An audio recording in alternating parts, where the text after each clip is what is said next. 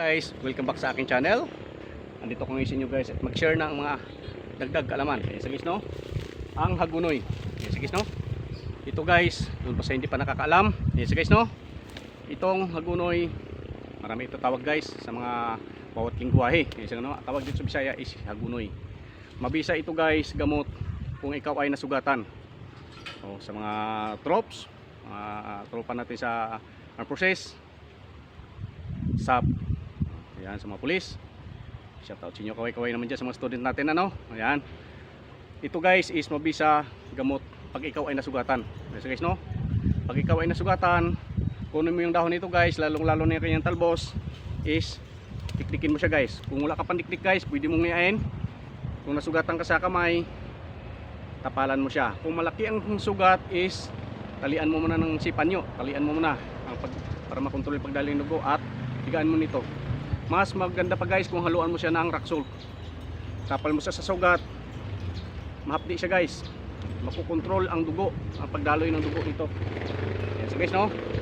Yan, kaway-kaway naman sa mga hindi pa alam yung mga sekreto nito, mga dahon na to. Yan, so guys, no?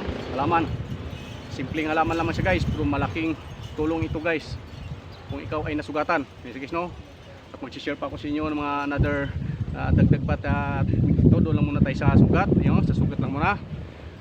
Dikdikin mo ito siya guys. Ulitin ko guys, dikdikin mo siya, or kung wala kang pandikdik o pang bigat dito is ngatain mo siya, bigayin mo siya at itapal mo siya sa sugat. Mabisa siya guys, napaka-effective at magagamot ang iyong sugat. Yan siya guys, no? O kaway-kaway naman dyan. Before that, please subscribe, check the notification bell, so follow me Facebook para update kayo guys sa aking mga bago upload sa inyo. So guys, no? Mabisa talaga ito guys, based sa aking experience. Ito guys, naituro din sa akin na pa. Ako guys is nag-i-eskrima, aminin ko guys, nasusugatan din ako. Ito guys ang aking panggamot, pang-control sa dugo. So guys, no? Ulitin ko guys, sobrang init ngayon kaya nag-overheat yung cellphone natin. So guys, no? At mabisa siya guys. Ulitin ko guys, itapal mo siya sa yung dugo, dikdikin mo siya. Yan, so guys, no? At itapal sa yung diniktik nito. O pag ginata mo siya, nangangata to guys. Ito guys, ha? Nangangata to. Oh.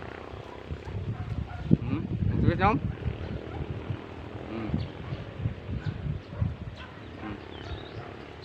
At itapal mo na siya sa inyong sugat.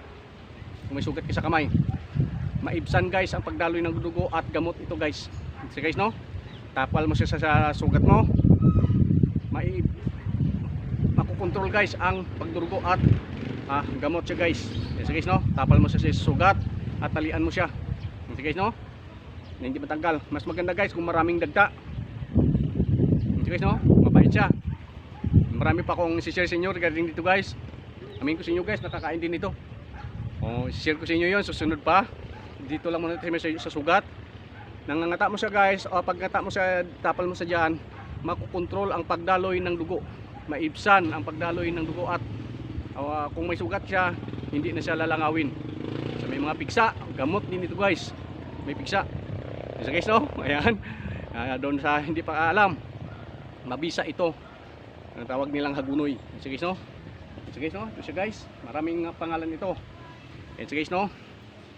Ano ito siya, napaka-effective pag ikaw ay sugatan. So guys, no? Sa mga troops, sa mga student natin, lalong-lalo na sa shout out sa mga Marines, ayan sige, no?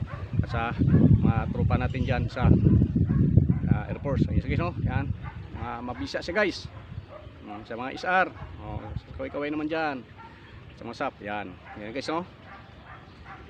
Mabisang pang-control at gamot sa dugo ito guys, sa sugat. Maibsan ang pagdaloy ng dugo at ang sugat is gagaling siya. Maramdaman mo kinabukasan kung ikaw nasugatan, yung sugat guys is natutuyo. Pagpatuloy mo lamang, palitan mo na naman siya, at pag nadiktik mo sa yung katas guys, ipiga mo sa sugat. Napakabisa ito para sa may sugat. Ayun guys, no? At mag-share pa ako sa inyo guys ng mga another techniques nito guys. Marami itong benepisyo sa katawan. Back to sa balik muna tayo sa sugat.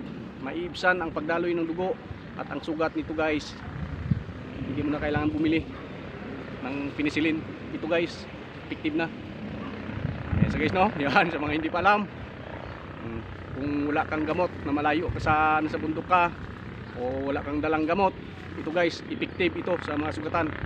Ayan so guys no, sa mga troops, ayan, kaway-kaway dyan, dagdag kalawan yan guys no, sa mga tropa, ayan, mga soldiers, yan, mga pulisan natin, yan, mabisa ito guys, gamot sa sugat.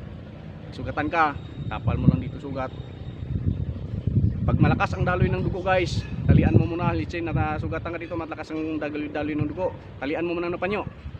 Let's say pagka, halimbawa, sugatan ka, yes guys no, yan, so guys no, pag sugatan ka is maibsan ang pagdaloy ng dugo. Yes guys no, halimbawa may sugat ka dito, yan, talian mo muna siya dito, yan, sabay pag nata mo nito, idura ay tapal mo yung dinura mo dyan ulit. Yan sige no, yan, tapal mo sa dyan, maibsan ang pagdaloy ng dugo at pakukontrol niya guys.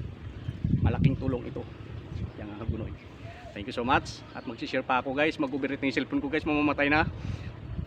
Magsishare pa ako sa inyo ng mga maraming techniques pa, benepisyo dito sa halaman na to. Thank you so much at welcome sa aking pagbablog.